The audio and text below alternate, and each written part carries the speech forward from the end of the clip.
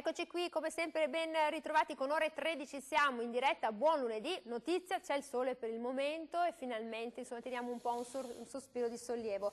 Vi ricordo il numero telefonico per intervenire 049 49 06 054. Siccome abbiamo spesso la memoria corta e non ci ricordiamo fatti che ci riguardano e che non sono ancora finiti, conclusi, perché non c'è nessuno che sta pagando, non c'è nessuno che ci ha dato poi anche delle risposte. Abbiamo deciso di tornarci noi. Oggi cerchiamo di capire che cosa succede, che cosa è successo con le stragi di Stato. Partiamo da Ustica per arrivare fino a Bologna. Allora, chi ha ordinato queste stragi, chi tace, perché nessuno sta pagando. Abbiamo il piacere di avere in studio con noi Michele Fassina, politologo, benvenuto. Grazie, buongiorno a voi. E che ringrazio perché anche lui è stato chiamato recentemente. Poi il piacere di avere in studio con noi Giuseppe Palomba, segretario provinciale di Rifondazione Comunista, benvenuto. Buongiorno. E il piacere di avere in studio con noi il professor Nerio Tiso, che ci dirà anche il suo punto di vista. Anche lui è stato chiamato all'ultimo, però è stato molto gentile perché insomma è qui a raccontarci. Allora, cosa vi dico? Vi dico una cosa che ci deve far riflettere sui segreti di Stato. Ci sono 27 km di faldoni, di 007 italiani, di fascicoli quindi segreti che diciamo sono una distanza tra Roma e Ostia. 12 km sono nei sotterranei della ISE ex sismi, 10 km sono a disposizione dell'ex SISDE e 5 km sono nella palazzina centrale dell'IS. E che cosa contengono? Molte informazioni in un periodo, un arco temporale che è quello dal 1969 al 1984, e quindi diciamo contengono molte informazioni su tutte quelle che sono le stragi che hanno colpito l'opinione pubblica, compreso anche il caso di Ustica, che davvero ancora non trova una risposta, e che sono lì e sono in sicurezza, si possono consultare, perché sulle stragi di Stato il silenzio dovrebbe essere tolto, quindi il veto di non sapere qualcosa dopo 15 anni. E io vado da Michele Fassina. Parlare di stragi di Stato è sempre molto complicato perché parli di qualcosa che pensi di conoscere. Ma sicuramente pensi di conoscere. Pensiamo di conoscere. No, la questione è che va rivista in un contesto anche internazionale. Tutto ciò che è stato detto ha anche un peso molto importante, perché in un contesto sia temporale che di situazione geopolitica l'Italia ha giocato un ruolo fondamentale. Nelle stragi di Stato sicuramente c'è una, come dire, sudditanza rispetto a una politica, come dire, delle superpotenze, in particolare degli Stati Uniti. Su questo non c'è dubbio. Dal Gladio in poi l'interferenza degli Stati Uniti nella vita democratica del nostro Paese è stata più volte, come dire, presente e importante. Le stesse Brigate Rosse, un fenomeno del terrorismo che in qualche modo ha condizionato fortemente anche scelte politiche che avrebbero preso sicuramente contesti diversi. Pensiamo al PC dell'epoca, che cosa avrebbe potuto fare, ecco, con i debiti paragoni sicuramente ha una importanza fondamentale la situazione, per esempio, dei rapporti che l'Italia aveva con tutti i paesi medio orientali. In particolare noi abbiamo una, come dire, dipendenza quasi totale dal petrolio, e quindi la nostra relazione con i paesi arabi era fondamentalmente posta su un rapporto di equilibrio del dare e avere, anche da un punto di vista proprio delle risorse, e quindi siamo sempre stati in una sorta di sudditanza psicologica e materiale, quindi di entrambe le cose. La cosa peggiore è che da un punto di vista politico, a parte la finestra temporale della crisi di Sigonella con Andreotti e Craxi, poi per il resto la politica italiana non ha mai avuto, come dire, il coraggio di esprimere delle posizioni che fra l'altro erano anche legittime e auspicabili per uno sviluppo importante anche da un punto di vista economico, non solo politico. Tenete conto che l'Italia comunque è una portaerei nel Mediterraneo, e quindi da un punto di vista anche strategico, politico, è fondamentale. Non a caso gli Stati Uniti ancora oggi condizionano fortemente. Questo è quello che sta dicendo. 049 49 06 054. Voi che siete a casa, cosa pensate su questi segreti di Stato, su tutte queste stragi che ci sono state, che sono costate, pensate, la vita a più di 150 persone che non hanno ancora avuto una risposta vera e sono state ferite più di 600 persone nel corso degli anni. Giuseppe Palomba, io le pongo questo quesito. Secondo lei, se le cose fossero accadute adesso, con i social, con i media, con tutto quanto, le cose sarebbero state diverse, perché con la partecipazione di tutti noi che diventiamo giornalisti, di tutti noi che possiamo fare o dare quelle informazioni in più, forse qualcosa sarebbe emerso più rapidamente. Me lo dice dopo la telefonata? Ci pensi, perché è importante. Eccoci qui, pronto, buongiorno. Signora Giuliana, dottoressa, Daniela, buongiorno. Prego. Buongiorno ai suoi gentili ospiti, sono Nadia e parlo da Padova. Io vorrei, non so se posso non attenermi al vostro problema giornaliero, se posso parlare d'altro, se no chiudo. Ma cosa voleva chiedere, signora? Allora, prima di tutto premetto, io sono una vedova di un militare del Montevenda, di un ufficiale che è morto Corrado. Allora, volevo dire, per sposare mio marito non dovevo essere comunista e 7 generazioni di fedina penale pulita. Io amo le regole e l'ordine e quindi vorrei domandare ai signori di sinistra, ma con delle risposte esaustive. Allora, si sta parlando delle case della dottoressa del ministro Trenta che vuole tenersi le case perché aspetta anche al marito, ma noi quelle case con la busta del militare le abbiamo costruite, quindi un ministro può anche pagarsi e anche il marito naturalmente, certo. Non è che si passa la palla da una cosa all'altra.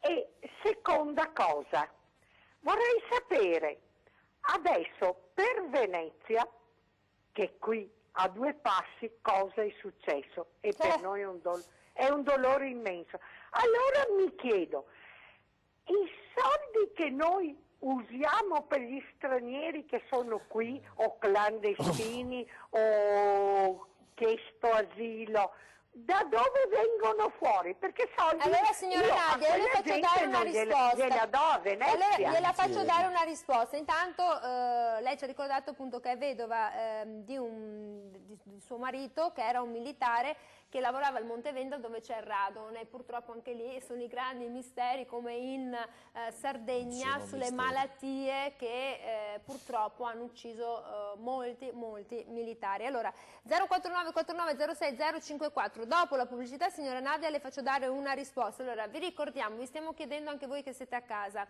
questi segreti di Stato fanno male, ci fanno perdere fiducia nello Stato, che dovremmo essere noi, ma alla fine non siamo noi perché non riusciamo a trovare mai una risposta. Torniamo dopo la pubblicità con Giuseppe Palomba.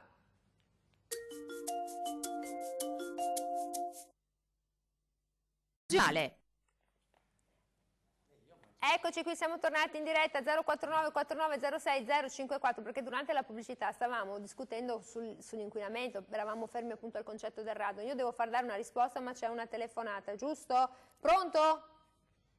Sì, pronto, eccoci qui. Professoressa Lomellini. Buongiorno. Buongiorno professoressa, ricordiamolo, lei è docente di storia e relazioni internazionali dell'Università di Padova.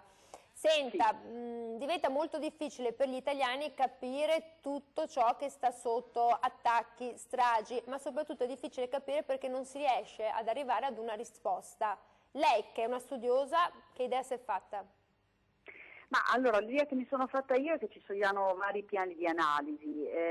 Credo che ci sia, come dire, una pubblicistica che ha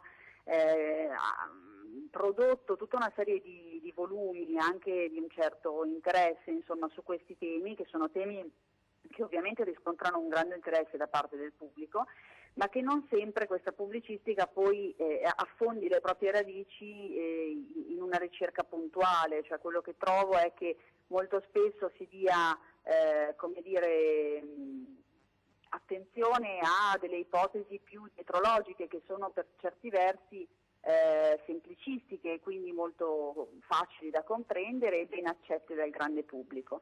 In realtà, diciamo, negli ultimi 10 anni quello che noi a cui abbiamo assistito è stata la produzione crescente da parte del mondo accademico di una serie di volumi e di ricerche che hanno in effetti fatto un po' il punto della situazione su una serie di questioni spinose, da Piazza Fontana, in parte anche Ustica, la questione della regia internazionale del terrorismo italiano, ad esempio, rispetto alla quale io stessa ho curato un volume un paio di anni fa per Mondadori Education. E credo che queste opere, che hanno una diffusione per certi versi un po' più limitata rispetto a quella della grande pubblicistica, anche di matrice giornalistica, riescano in qualche modo a restituire non solo come dire, la pistola fumante, ma soprattutto un contesto all'interno del quale vanno valutate queste stragi e questa stagione stragistica e terroristica in Italia. Senta, io le pongo un ultimo quesito: quanto siamo ancora vincolati con un abbraccio, non so se paterno o insomma tra Caino e Abele, con gli Stati Uniti, con la NATO? Quanto questo connubio ci porta bene o ci porta male? Lei che è studiosa.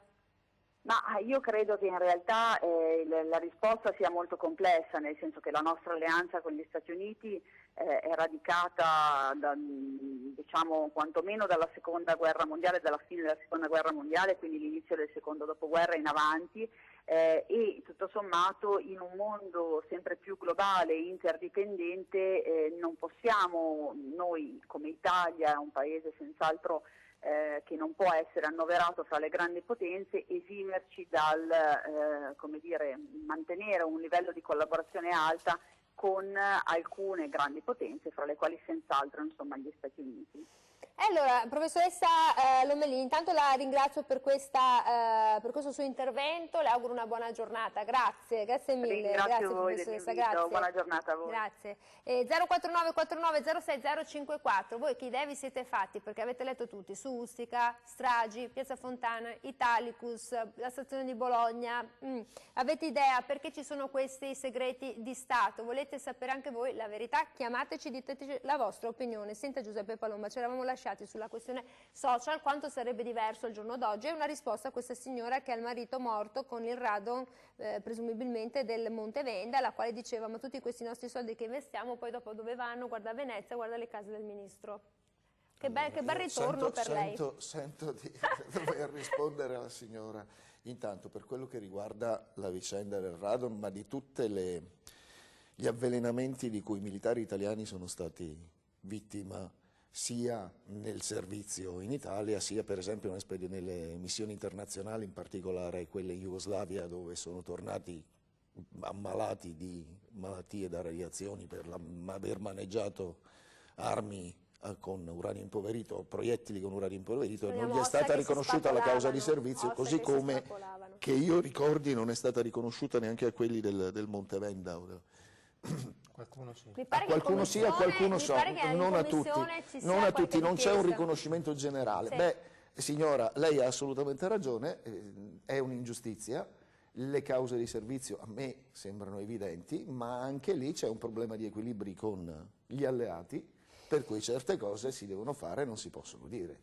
Quindi li dobbiamo lasciare andare come sul Cermis? No, io sono assolutamente contrario, io credo che bisognerebbe, ma il tema è sempre lo stesso, perché la verità non si dice, perché di tutte le cose di cui ci troveremo a parlare, visto la vastità dell'argomento, ce ne sono alcune, io posso capire, anche se non condivido e lo trovo assolutamente ingiusto, ma che uno cerchi di nascondere per 30 anni, per 50 anni, per quanti sono, quest'anno sono 50 da Piazza Fontana. Sono 50. Il coinvolgimento dello Stato, dei servizi segreti, la protezione e la copertura data a quegli eventi e a quelle stragi, da lì in avanti. È un po' più difficile per Ustica per esempio, dove è evidente che è stato un errore, che non si confessi chi ha fatto quell'errore e perché. Perché non mi pare, almeno a vederla così, poi magari mi sbaglio, ma tanti giudici hanno provato a capire se c'era un bersaglio su quell'aereo. Intanto che sia un missile, per favore smettiamo di dire qualcos'altro. La bomba non è stata perché a casa, perché i vetri, diciamola così in maniera semplice, i vetri non erano esplosi dall'interno, hanno trovato fusoliere intere, c'è proprio stata un missile, qualcosa. Diceva una volta, non lo so. Allora lei mi deve rispondere sui social, perché è una domanda anche questa. Sì, però volevo finire un attimo con la signora, un attimo, se posso, se la telefonata può aspettare, se no dopo. Sì. Non aspettano perché poverini. Allora, Pronto, prego. buongiorno, siamo in diretta. Pronto? Buongiorno, Prego. sono Adriana. Prego, Io Adriana. mi sto chiedendo una cosa ne può sapere per quanto brava la professoressa che probabilmente non era ancora nata quando sono successe le stragi, una studiosa di stragi, è una cosa assurda. Cosa può dire quello che ha sentito, quello che ha letto nei giornali o nei libri? Neanch'io non ne so niente, so che le stragi sono tremende e sono i politici che le fanno e per di loro sanno tutto, ma bisognerebbe invece tirar fuori tutto e che venisse a conoscenza anche a tutte le altre persone. Grazie. Grazie signora Adriana, grazie. Allora, mi è piaciuta signora Adriana nella sua semplicità, che onesta una ragazza ma magari ha studiato e dice sono i politici che le fanno, bella cosa Palomba. 049 49 06 054. Quella allora, dei politici che le fanno è una delle conseguenze sia di quella stagione e del modo in cui si sono comportati, sia di una propaganda che tende a dire alla gente tanto non c'è niente da fare, invece c'è da fare. I politici li eleggono loro, certo. votassero per qualcun altro, magari cambierebbe qualcosa. La seconda risposta alla signora di prima che parlava di Mose, di soldi del Mose, di soldi per i migranti. I soldi, un momento, però il Mose, i soldi non l'hanno mica presi i migranti, né sono stati usati quei soldi per aiutare i migranti, sono andati nelle tasche di faccendieri, di imbroglioni, di cose, con la copertura politica di chi ha amministrato questa regione, che si chiamava Galan ed è andato in galera, ma si chiamava Zaia, suo vicepresidente, che o non sapeva e allora è stupido, oppure sapeva e vorrei sapere la magistratura cosa fa. Allora, qualcuno l'ha amministrata questa regione e ha amministrato quei soldi.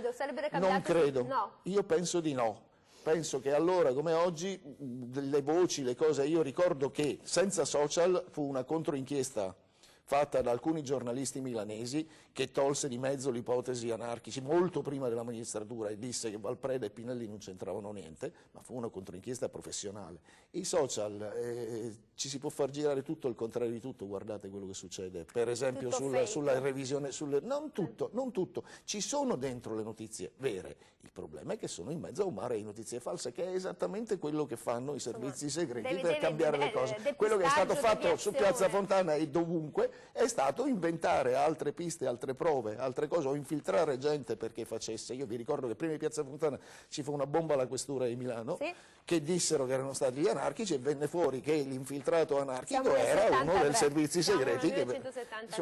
Non è facile, 049 49 06 054, dico sempre se fuori piove, non pensate che fuori piove, ma andate a vedere dove fuori piove perché non sapete chi ve lo sta dicendo. Cosa pensate voi che siete a casa su questi segreti di Stato, su queste stragi dove sono morte persone, bambini, lavoratori, persone innocenti? Nerio Tiso, senta, non è facile parlare di questi argomenti, tra poco ricorre anche i 50 anni, no, il 12 dicembre sono 50 anni della strage di Piazza Fontana, tra l'altro le valigie erano state comprate anche a Padova, poi Padova è sempre stata una città molto, molto particolare, non che sia una città test per alcune correnti, però la sensazione è quella. Ma io innanzitutto andrei ad analizzare il periodo storico, perché se uno non capisce il periodo storico di quando è avvenuta e cosa stava già succedendo, cosa stava bollendo in quel periodo, cioè la strage di Piazza Fontana avviene nel 12 dicembre del 1969. Nel 1970 è stato il golpe borghese, quindi non è che dobbiamo dimenticarci che cosa sia successo, perché non è che il golpe nasca nel 1970, aveva una lunga preparazione, anche se poi Borghese è fuggito a farsi proteggere da Franco in Spagna, dove è morto, insomma 10-12 anni dopo, ma sta di fatto che là era la preparazione, lì sta tutto probabilmente il sistema che ha indicato forse, ma questa è una mia ipotesi, una supposizione forse anche banale, che una forzatura, no, un'azione di forza, ecco, un'azione di forza poteva anche nascondere, no, il golpe borghese.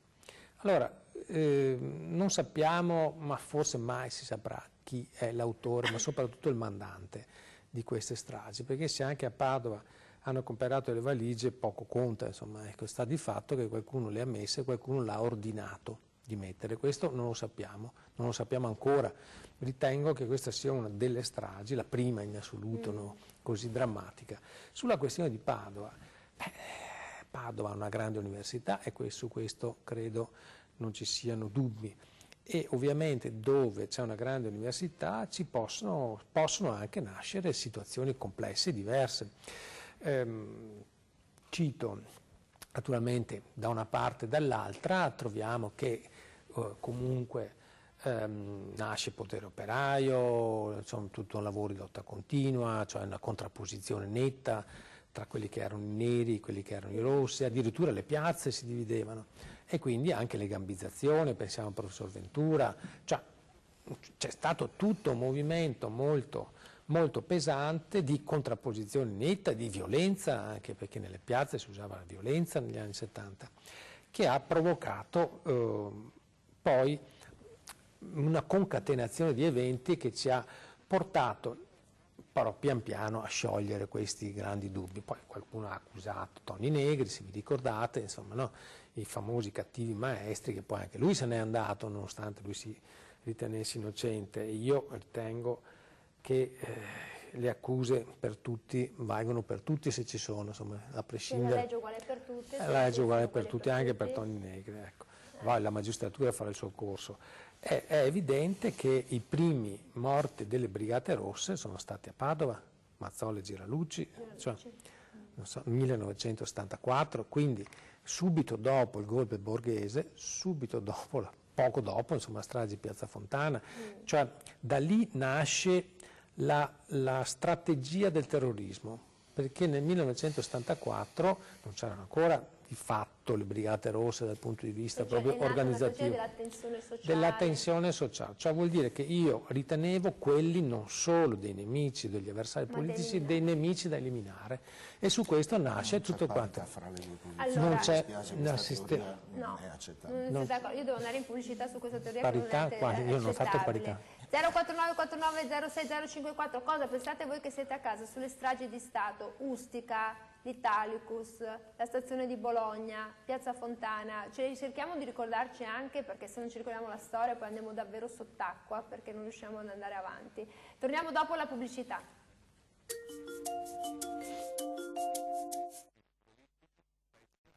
All'inizio. Eccoci qui, siamo tornati in diretta. Noi durante la pubblicità stavamo cercando di capire tutte queste stragi, da dove hanno avuto origine, come hanno avuto origine e quelle che sono rimaste più impresse nell'immaginario collettivo. Michele Fassina, senta, si parlava anche durante la pubblicità di Ustica, ad esempio, e ne è uscito quel bellissimo film che è Il muro di gomma, ma quel muro di gomma è rimasto un muro di gomma, lo accennava prima anche Giuseppe Palomba. Queste persone, queste 80 persone che sono morte una sera d'estate mentre se ne tornavano a casa, andavano in vacanza, bambini, giovani donne, l'equipaggio, e anche lì è stato un gioco politico sulla pelle di queste persone, di questi morti, e sui familiari che ancora oggi vorrebbero sapere è successo questo. Del resto, visto che puoi desecretare tutto dopo un certo periodo di tempo, perché non raccontare la verità?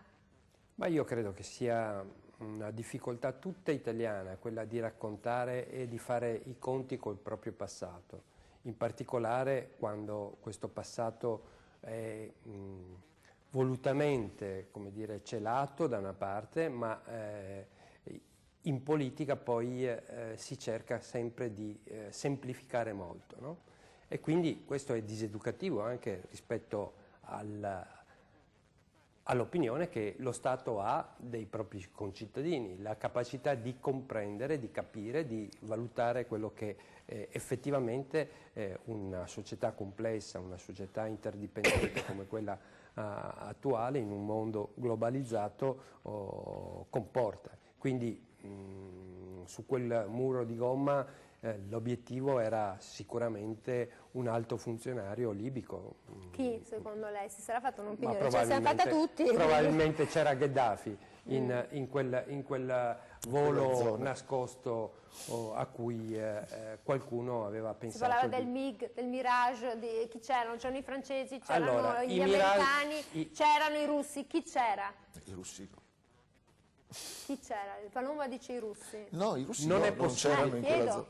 Posso dire solo questo, che non è possibile che nella rada di Napoli, con una portaerei militare americana, fosse spento, assolutamente. Quindi da qui si capisce che chi ha visto esattamente una battaglia, perché di questo si è trattato, è stata una battaglia che si è protratta per diversi minuti, con un errore strategico di chi ha dato quel comando di abbattere quell'aereo, perché sicuramente, siccome quel missile era un missile telecomandato che va alla ricerca di una fonte di calore, in quella sovrapposizione tra l'aereo militare che era sotto la pancia dell'aereo italiano e i motori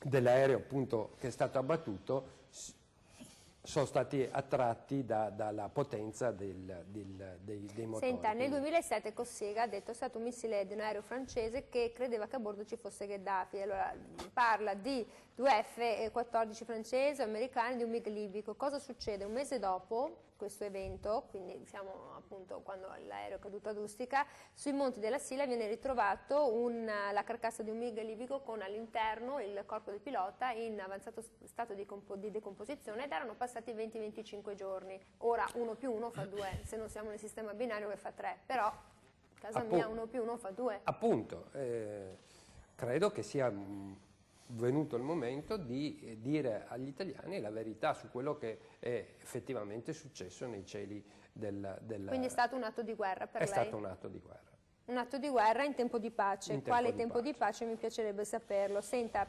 per le stragi italiane a Palomba il principio di contraddizione non vale. Sono infatti vere 2 affermazioni contraddittorie. Attenzione, non sappiamo niente, ma parallelamente non c'è niente da sapere. Beh, in tutto questo noi come ci arrangiamo? Andiamo per tentativi, perché prima la professoressa Lomellini ha detto ma anche i giornalisti c'è dietrologia, per esempio non so, penso alle Torri Gemelle, si dice gli ebrei sapevano, infatti non è morto neanche un ebreo, poi si diffondono questi luoghi comuni.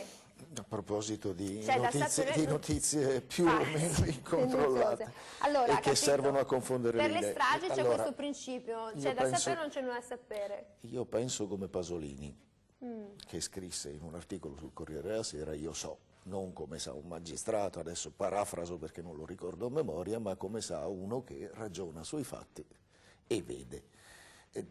Le cose da sapere ci sono, perché niente di tutto questo può essere casuale, può essere al di fuori di una strategia. Si possono sapere. Ci sarebbe anche il diritto, tra l'altro, lei citava prima la legge che dice che dopo 15 anni bisognerebbe segretare. Certo, ci sono stati ministri e governi e aspirazioni, addirittura la prima volta che ci fu un ministro di sinistra, di matrice di sinistra all'interno, tutti noi ci aspettavamo che la prima cosa da fare fosse aprire gli armadi di tutti i segreti, quelle delle trattative con la mafia, perché questo dovrebbe fare. Non è successo e non pare succedere, ma che ci sia una verità da sapere, non c'è dubbio, ma che ci sia anche, come dire, un filo guida, che è il buon vecchio cui prodest degli antichi romani. A chi faceva comodo che in Italia, in un momento di avanzamento del movimento operaio, di saldatura col movimento studentesco, di approvazione di leggi importanti, a cominciare dallo Statuto dei lavoratori, che è esattamente di quel periodo, A chi poteva far comodo che invece la cosa si trasferisse sul piano dello scontro frontale, della paura, delle bombe e dell'attribuzione di queste responsabilità a chi in realtà non c'entrava niente? A chi faceva? Io faccio una domanda e ognuno si risponde. Io ovviamente una risposta ce l'ho, ma e d'altra parte in questo paese, perché c'è anche da rispondere, faceva comodo a chi il potere voleva mantenerlo intatto. E faceva comodo alle relazioni internazionali. La professoressa diceva noi è indispensabile un alto livello. Io non penso che sia così e credo che sia questo poi lo scontro. Chi pensava che fosse indispensabile un alto livello di collaborazione e chi ha accettato che ci fosse un'organizzazione nascosta e silente che sarebbe servita a impedire, se la sinistra in questo paese avesse vinto le elezioni, a impedirgli di esercitare il potere, e che si chiamava Gladio. E questa cosa qui, cioè, da una matrice, e chi accetta che, lei prima non mi ricordo se in trasmissione o fuori parlava del Cermis, accetta che chi fa... Ma voi sapete, per esempio, a me risulta, poi se qualcuno vuole smentirmi lo faccia, che perfino se fanno un incidente stradale i militari della base di Vicenza, militari americani alla base di Vicenza, l'eventuale poliziotto o carabiniere che interviene sul posto deve chiamare i carabinieri della base di Vicenza, che per prima cosa si prendono i militari e se li riportano nella base, poi dopo si fa il resto delle E questa indagini. è l'Italia. Questo significa avere degli accordi che consentono a qualcuno di stare al di fuori della legge. E di fare quello che si vuole. Quindi l'Italia è questa terra di conquista, tra virgolette, dove si fa quello che si vuole nel mondo del lavoro, vedi ArcelorMittal, oppure che si faccia quello che si vuole perché hai stretto un'alleanza così forte, un bacio di Giuda così forte con qualcuno che ha più potere di te.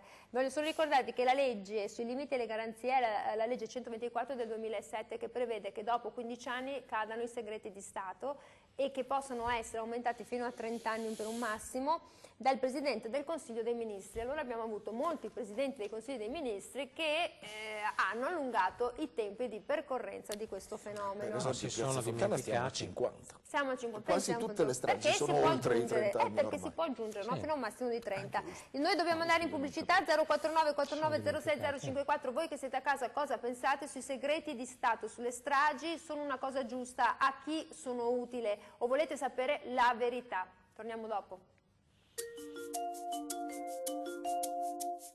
68.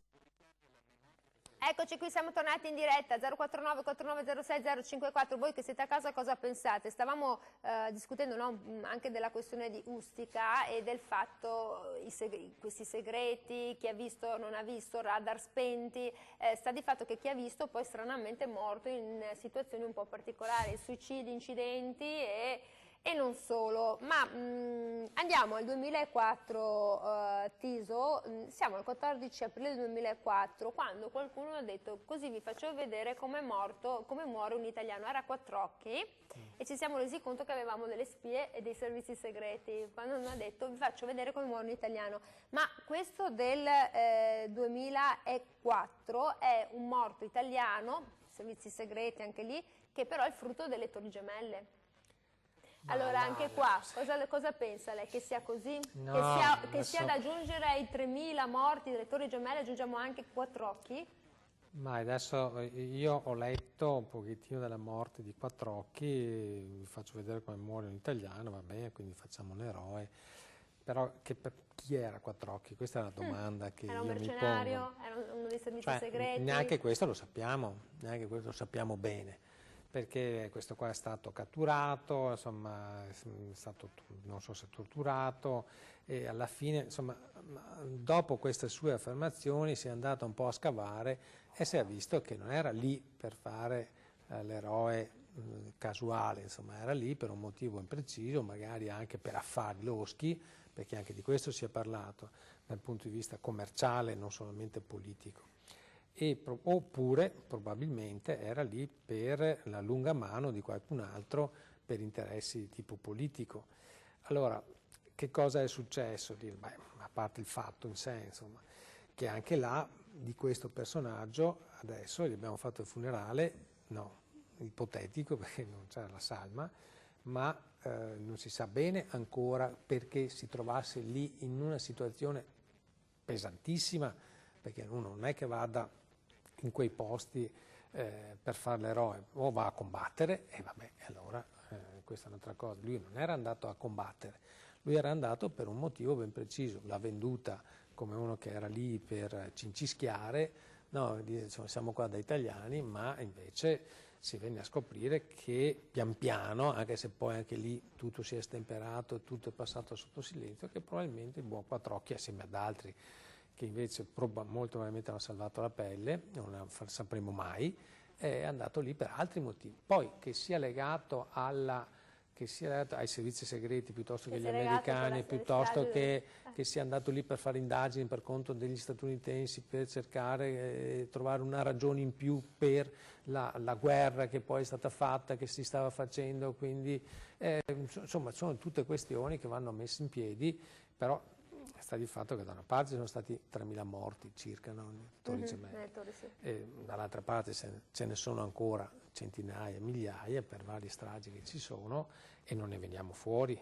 Questo è il problema. Lui si è trovato lì in mezzo, probabilmente comandato, e ovviamente chi va lì, i servizi segreti quando comandano personaggi del genere, non è che siano personaggi che vengono dalla... Cioè, sono specchiati, no, esatto. Sono educande. No, non sono educande, non sono educande. Però sarebbero quelli che ci rappresentano all'estero, non sono specchiati, non sono educande, però sai cosa volevo dirle? Prima lei ha detto abbiamo fatto un funerale ma non avevamo la salma, abbiamo avuto la salma di Giulio Regeni, abbiamo fatto un funerale ma non abbiamo una verità. Non abbiamo la verità. Cioè, e qui come si fa a scambiare un ragazzo? Posso aggiungere un elemento sull'importanza per esempio del giornalismo d'inchiesta che tra i giornali italiani è quasi assente. Il caso di Ilaria Alpi è evidente, quando la politica ha cercato di nascondere invece un affarismo o losco con fusti di tutti i generi da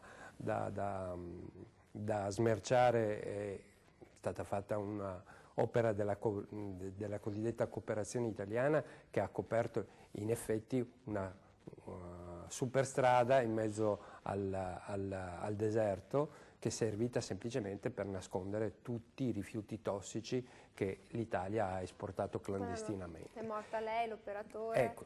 Questo tipo di situazioni non aiutano, anche perché quelle poche persone che si sono messe di traverso da un punto di vista proprio di fare inchiesta giornalistica per quello che è un business inconfessabile tra, come dire, la P2 si diceva prima, ha condizionato fortemente uno sviluppo anche economico corretto in un rapporto in cui costi-benefici venivano fatti pagare sempre ed esclusivamente a persone di cui nessuno importava poco. La signora diceva prima sulla questione migranti, la Somalia è stata destabilizzata grazie a operazioni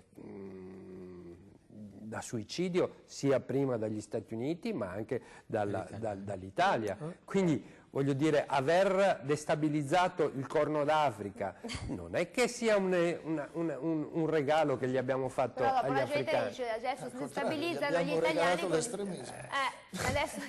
No, però dall'altra parte mi metto a fare l'avvocato del diavolo, che a caso dice destabilizzano l'Italia con i migranti. C'è un piano anche lì sovranazionale, faccio l'avvocato del diavolo. Allora... Ma io credo che per destabilizzare un paese come l'Italia con migranti sia effettivamente un'operazione direi quasi impossibile.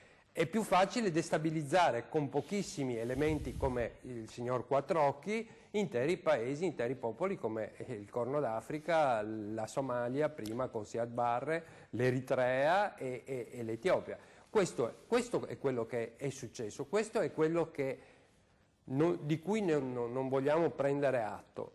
L'Europa, l'Occidente ha grossissime responsabilità sia da un punto di vista economico sia da un punto di vista politico.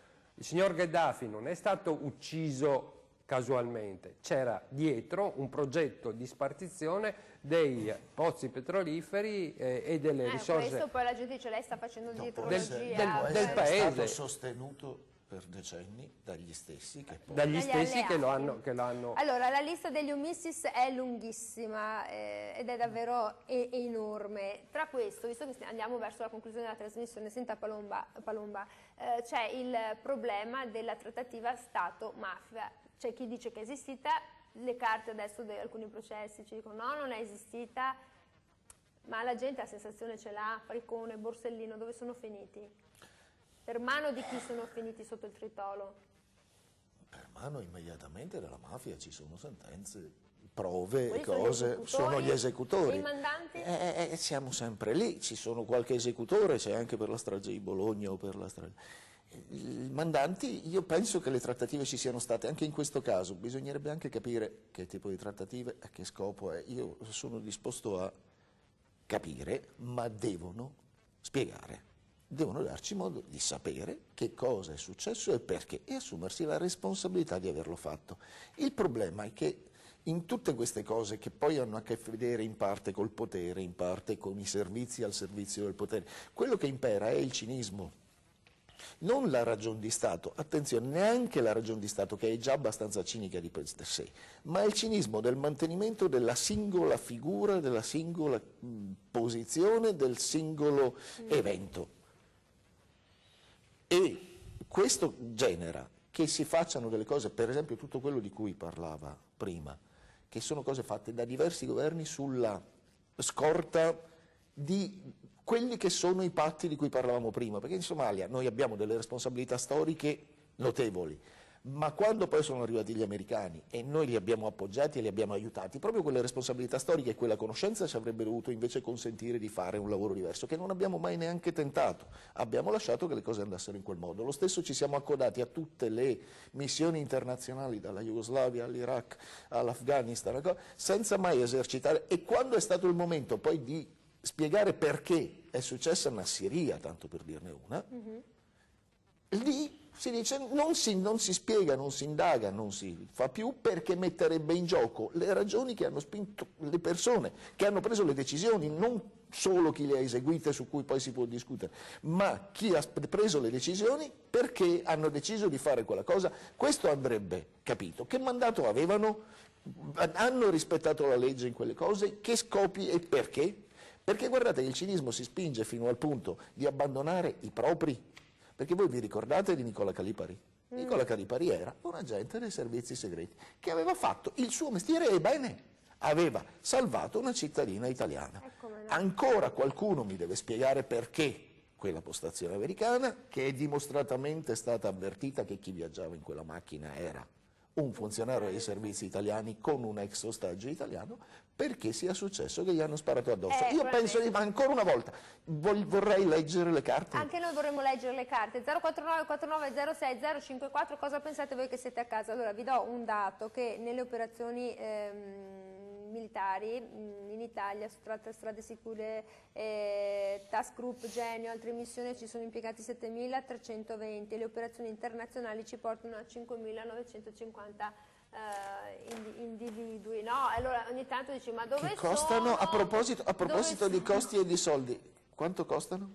Quanto costano? Che anche quello è un mistero di Stato. No, che costino molto e poi sulle cifre si può discutere, ma costano almeno... Costano nelle azioni future, perché poi non sappiamo cosa... Costano in termini politici, costano in termini diplomatici, ma costano in termini di denaro. Allora, però Tanto. io vorrei anche essere, no, penso a Libero Mancuso, ha detto ci avete sconfitto, ma non sappiamo chi siete. Nerio Tiso, c'è gente anche che ci prova a raccontare una verità e viene intimidita, vengono prodotte, viene screditata, come succede per tanti fatti. Credo che poi ci sia gente, sempre anche giornalisti, che tentano di indagare. Noi sappiamo che invece, per esempio negli Stati Uniti, quando c'è stato un giornalismo d'inchiesta, hanno indagato e ci sono stati presidenti degli Stati Uniti che sono dimessi, cioè quindi grandi forzature, rischio della vita, no, quindi protezione eccetera. Da noi non solo si rischia la vita, a volte si viene anche uccisi, vediamo Ilaria Alpi, giusto per tornare a noi. Allora io penso che se riuscissimo a venirne almeno a capo e non fosse solamente convenienza politica il silenzio che viene messo sotto chiave queste situazioni, allora potremmo dire qualcosa che anche l'Italia riesce finalmente a essere trasparente e a chiarire la sua storia. Ma io dubito che ci sia più convenienza da parte di tutti, non da parte di chi governa oggi piuttosto di quello che ha governato ieri. Una convenienza che non guarda al miglioramento complessivo del Paese, ma guarda proprio alle prossime elezioni, come diceva qualcuno. Ma quindi secondo lei l'unica programmazione che sono in grado di fare i vari attori politici è quella di continuare a mantenere dei segreti di Stato? No, Su quello sono d'accordo tutti. Di non parlarne. Ma cosa cambierebbe sapere che cosa è successo ad Ustica? Ma ormai è passato del tempo. Probabilmente metterebbe in moto un meccanismo dal quale sarebbe difficile poi riuscire a fermarlo, perché se pensiamo al Cermis per esempio, no, è chiaro chi è stato, chiarissimo chi è stato, cioè questi soldati americani poi non sono stati condannati, niente di niente, alle vittime mi sa che è stata data una somma ridicola, no? Però questi sono morti e questi hanno fatto quello che hanno voluto, insomma, hanno fatto una bravata, una bravata, eccetera. Allora, se nella bravata chiara, no, perché là non c'erano dubbi che erano stati loro, proviamo a immaginare dove non c'è la bravata, dove non è chiaro se è possibile tirar fuori dal cassetto, anzi dalla cassaforte, sottoterra, no, se sia possibile tirare fuori la verità. Io credo che questi ultimi 50 anni non ci abbiano detto la verità, ci abbiano dato piste diverse per fare un ragionamento nostro, ma non chiaro. Io devo chiudere, portate a me basterebbe trovare l'agenda rossa di Moro, ma anche la borsa di Moro, proviamo a immaginare. Qualche agenda rossa, queste borse rosse, sapere. La cosa che ci fa ridere è che poi quando vanno su alcuni presidenti dicono sì, ma adesso apriamo i nostri fascicoli top secret e vi diciamo se esistono o no gli UFO. Fateci sapere invece cosa è successo nelle nostre strade, nelle nostre piazze, nelle nostre gallerie in Italia. Io ringrazio tutti coloro che hanno chiamato, ringrazio davvero Michele Fassina, politologo, per essere stato con noi. Grazie a voi. Ringrazio Giuseppe Palomba, segretario provinciale di Rifondazione Comunista di Padova. Grazie a voi, buona giornata. E ringrazio il professor Nerio Tiso, abbiamo cercato di ricordare e fare un po' di storia in un periodo un po' complicato e difficile. Ora 13, torna domani, arrivederci.